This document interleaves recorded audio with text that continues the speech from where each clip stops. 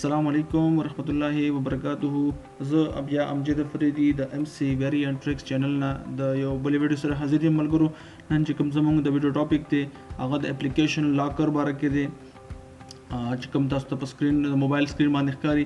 اپلیکیشن لاکر چې موږ انسټال کو او خپل موبایل کې نو چې کله موږ په دې باندې مختلف قسم سافټویر باندې لاک ولګو پیټرن لاکي پاسورډ لاکي نو ملګرو تاسو فار ایگزامپل تاسو ملګری موبایل واغښتو هغه تاسو ته د کرنګ اپلیکیشن لاکر استعمال کړی دی او هغه خپل اپلیکیشن ټول لاک کړی دي تاسو به څنګه دا ډیټا ګورئ یا فار ایگزامپل تاسو خپل اپلیکیشن لاکر انسټال کړی تاسو نه پاسورډ هیر شو نو تاسو به خپل ډیټا څنګه ګورئ اس ډي کارت والا ایچ اینڈ ایوریثینګ.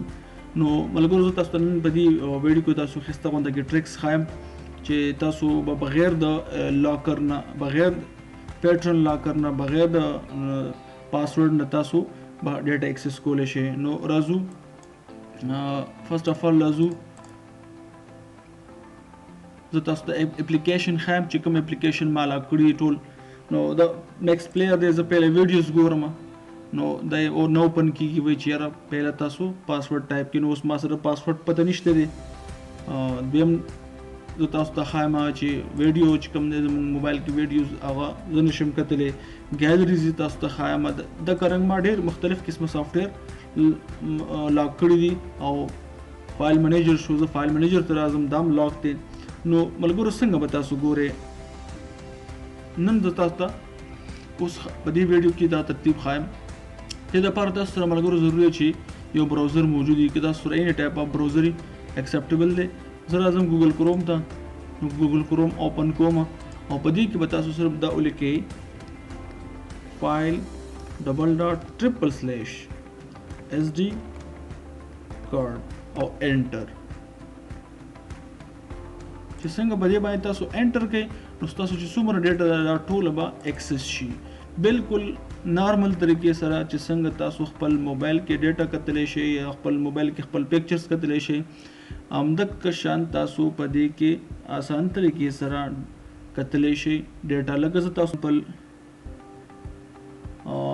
زه تاسو ته ښایم چې پکچرز بیا د تاسو ته ښایم چې پکچر به تاسو څنګه ګورئ. لکه اوس په دې پکچرز باندې ما کلیک کو موبایل کیمرا دا د کیمرا او دا زما ټول پکچرز اوپن شو. زه دې کې یو پکچر اوپن کوم شوم شي تاسو ته او ویو کوم تاسو ته پریکټیکل وښایم چې بغیر ګیلري نه زه اکسس کوم ما خپله ډیټا اسانه طریقې سره.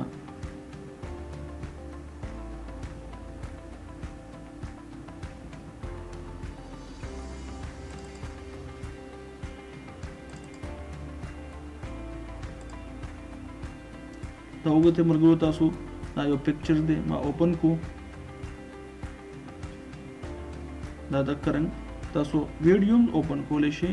زه تاسو ته ویډیو اوپن کوم په دې کې تاسو وګورئ ما سره چې کوم دي په دې کې چې کوم دی ما سره واتساپ ویډیوز دي. لکه فار ایگزامپل واتساپ باندې هغه څه ویډیوز را سینډ کړي دي یا ما سره فار ایگزامپل ډاونلوډز کې څه ویډیوز دي ډاونلوډز نو ډاونلوډز کې ما سره مختلف قسم بیانات دي. طارق جمیل صاحب چونکې هلته نه موږ نشو کتلی نو زه دلته نه ټرای کوم چې کتلی شو که نشو کتلی.